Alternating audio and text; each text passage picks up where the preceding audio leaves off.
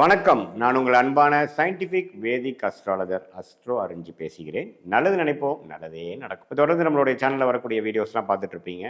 அறிவியல் சார்ந்த ஜோதிட கருத்துக்கள் எதையுமே நம்ம மிகைப்படுத்தாமல், பரிகாரங்கள் அது மாதிரி விஷயத்துக்குள்ள போகாமல், உள்ளது உள்ளவாறு அறிவியல் எப்படி ஜோதிட சாஸ்திரத்தில் வேலை செய்யுது, நம்மளுடைய போன ஜென்மத்தில் செய்த பாவ புண்ணியங்கள் எப்படி இந்த ஜென்மத்தில் வாழ்க்கை சம்பவங்களாக உருவெடுக்கிறது, அது சாதகமான சம்பவங்களாக சாதகமற்ற சம்பவங்களாக உருவெடுப்பதற்கு உங்களுடைய ஜாதகம் எப்படி துணை புரிகிறது, கர்ப்பபலன் எப்படி வேலை செய்யுது, இது எல்லாமே நீங்கள் ஒன் பை ஒன் பார்க்க போகிறீங்க. ஸோ அந்த அடிப்படையில் இப்போ மீனராசிக்கு நம்ம என்ன பார்க்க போகிறோம்னா, 2025 ஜூலை மாதம் எத்தகைய ஒரு மாதமாக இருக்க போகிறது, கோச்சார அமைப்பில் ஆண்டு கிரகங்கள் எப்படி இருக்க போகுது, மாத கிரகங்கள் கோச்சாரத்தில் எப்படி இருக்க போகுது, ரெண்டோட அமைப்புகள் எப்படி வித்தியாசமாக இருக்க போகுது, இது மூலமாக என்ன தாக்கத்தை கொடுக்க போகுது. ஆல்ரெடி மீனராசிக்காரங்கள ஜென்மசனியில் பாதிக்கப்பட்டிருக்கிறாங்க. அவங்களுக்கு இந்த மாதமாகிய ஜூலை 2025 எப்படி இருக்க போகுதுன்னு நம்ம துல்லியமாக பார்க்க போகிறோம். அதுக்கு முன்னாடி நம்மளோட சேனல் ஃபஸ்ட் டைம் வருவாங்க, மறக்காமல் சப்ஸ்கிரைப் பண்ணுங்கள், ஃப்ரெண்ட்ஸ் அண்ட் ரிலேட்டிவ்ஸ்க்கு ஷேர் பண்ணுங்கள். இப்போ பார்த்தீங்கன்னா மீனராசிக்காரர்களுக்கு சனி ராசியிலே இருக்கிறதுனால ஜென்மசனியை கொடுத்து வாழ்க்கை கொஞ்சம் ஸ்ட்ரெஸ்ஸாகவும், கொஞ்சம் ஹார்ட் ஒர்க் அதிகமாக பண்ணக்கூடிய, மெனக்கெடுதல், ஒரு இணை பிரியாத ஒரு பயம், முதல்ல இருந்த மாதிரி நார்மல் செல்ஃபாக இல்லாமல் கொஞ்சம் இக்கட்டான ஒரு சூழ்நிலைகள், அதிகமான வேலை செய்வது, மாணவர்களாக இருந்தாலும் சரி, இளம் வயதினராக இருந்தாலும் சரி, முதியோர்களாக இருந்தாலும் சரி, நடுத்தர வயதினாக இருந்தாலும் அவங்கவுங்களுடைய வாழ்க்கையோட ஸ்டேஜுக்கு சம்மந்தப்பட்ட சில முடிவுகள் எல்லாம் கொஞ்சம் இக்கட்டான முடிவுகள், அவங்க ஒரு பக்கம்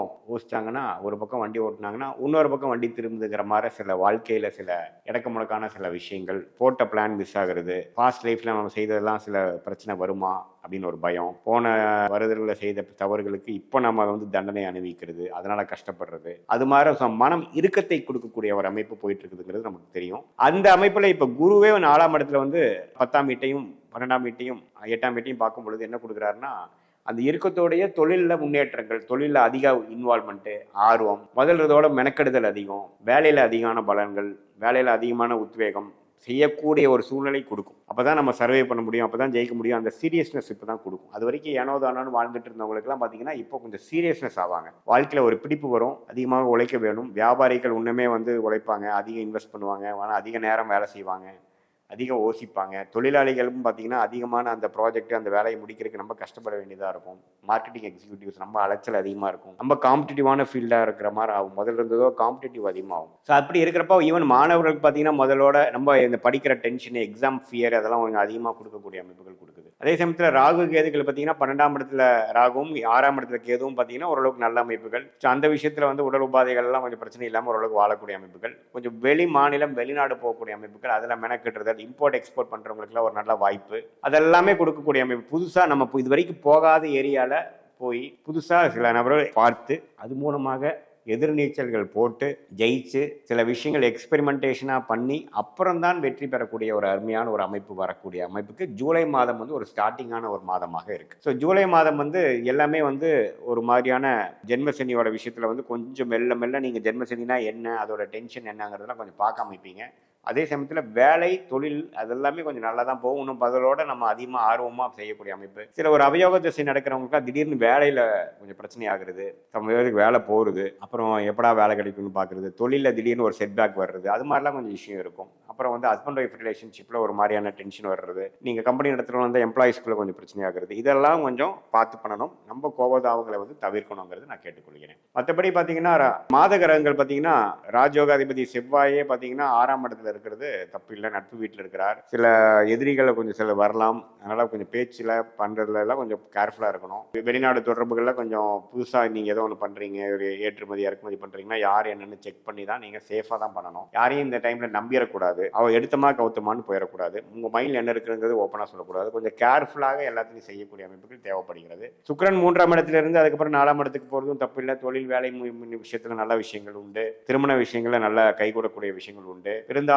இந்த நேரத்தில் வரக்கூடிய வரன்கள்லாம் கொஞ்சம் கேர்ஃபுல்லாக பார்க்கணும். எடுத்துமா கவுத்துமான்ட்டு நம்ம ஒரு முடிவு எடுக்கக்கூடாது, நல்லா பழகி பார்த்து தான் செய்யணும். ஏன்னா ஜென்மசனி வரும்பொழுது எப்பவுமே பார்த்தீங்கன்னா ஒரு பாவகர்மாவை நம்ம கரைக்கிறோம்னு தெரிஞ்சுக்கணும். நம்ம கொஞ்சம் எடுக்கக்கூடிய முடிவுகளை தவறாவதற்கு வாய்ப்பு அதிகம்ங்கிறது நீங்கள் தெரிஞ்சுக்கணும். மைண்டு நார்மலாக கிளாரிட்டியோட இல்லை, கொஞ்சம் ஸ்ட்ரெஸ்ஸோட இருக்குதுங்கிறது தெரிஞ்சுக்கணும். அதனால கொஞ்சம் எல்லாமே யோசிச்சு ஆலோசனை பெற்று அப்புறம் தான் நீங்கள் செய்யணும். மற்றபடி இம்பார்ட்டன்ட் விஷயங்களை கொஞ்சம் தள்ளி போடுறது தப்பு இல்லை. ஏன்னா எல்லாமே எடுத்துமா கவுத்துமான்னு பண்ணக்கூடிய நேரங்கள் இல்லை இப்போ.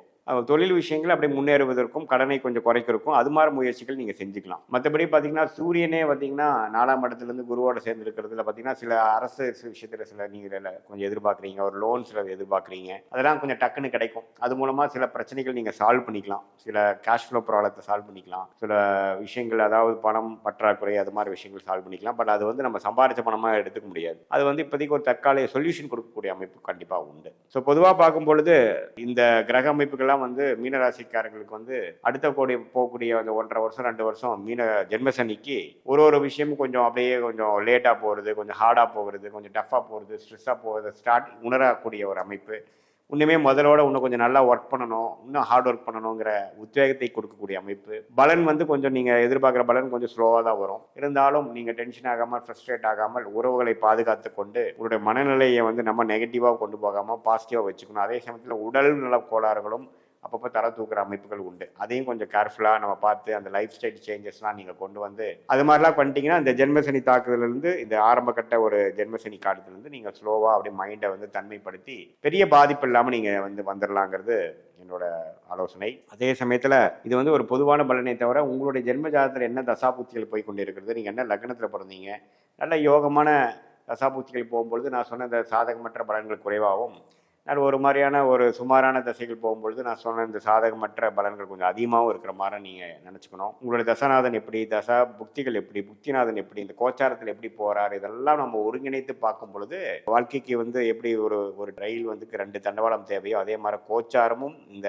உங்கள் ஜென்ம ஜாதக தசா புக்தியும் ஒருங்கிணைத்து பார்க்கும்பொழுது உங்கள் வாழ்க்கைங்கிற ட்ரெயின் எப்படி போக போகுது, அடுத்த வரக்கூடிய ஷார்ட் டேர்ம், ஃபியூச்சர், லாங் டேர்ம்லாம் எப்படி இருக்க போகுது, எந்த மாதிரி முடிவுகள் எப்போ எடுக்கலாம், எந்த நேரத்தில் எது நடக்கும், எந்த மாதிரி டைரக்ஷனில் வாழ்க்கை சேஞ்ச் ஆக போகுது, எந்த நேரத்தில் நம்ம அடக்கி வாசிக்கணும், எந்த நேரத்தில் கொஞ்சம் வேகமாக போக ட்ரை பண்ணுங்கிறதெல்லாம் துல்லியமாக சயின்டிஃபிக் வேதிக் அஸ்ட்ராலஜி முறையில் நீங்கள் பார்த்து வாழ்க்கையில் நீங்கள் வெற்றி அடைய முடியும் அப்படிங்கிறத நான் வந்து சொல்லிக்க விரும்புகிறேன். இது ஒரு பொதுவான கருத்து தான், நீங்கள் தெரிஞ்சுக்கணும். மீண்டும் மற்றொரு காணொலியில் சந்திப்போம். நன்றி, வணக்கம்.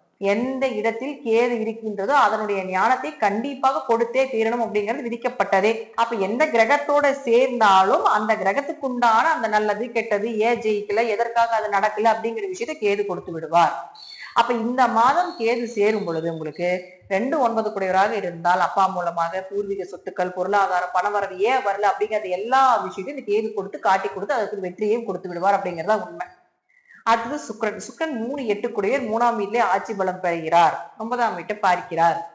அப்போ எப்பவுமே சுக்கிரன் ஆட்சி பலம் பெற்றா அது 3ஆம் இடமா இருக்கலாம், கடுமையா முயற்சி செய்வீங்க, செஞ்சு ஜெயிச்சிருவீங்க. எக்ஸ்ட்ரா கரிக்குலர் ஆக்டிவிட்டிஸ் 3ல சுக்கிரன் இருந்தா கைப்பகுதியில் மகாலட்சுமி வாசம் பண்றாங்கன்னு அர்த்தம். இந்த மாதம் பணப்புழக்கம் உண்டு உங்களுக்கு. எப்படி பணம் ரோல் ஆகும், கலைகள் சார்ந்த விஷயங்கள், பாட்டு, நடனம், எக்ஸ்ட்ரா கரிக்குலர், ஸ்போர்ட்ஸா இருக்கக்கூடிய எல்லாத்துலயும் வெற்றிகள் கிடைப்பதற்குண்டான வாய்ப்பு உண்டு. அவரே 8ஆம் அதிபதியுமாக இருக்கிறதுனால ஜாதகம் வந்து நல்லா இருக்குதுன்னா 8ஆம் இடங்கிறது விபரீத ராஜயோகம். 8ஆம் இடம் உழைப்பில்லாம திடீர் வரக்கூடிய பண வரவு.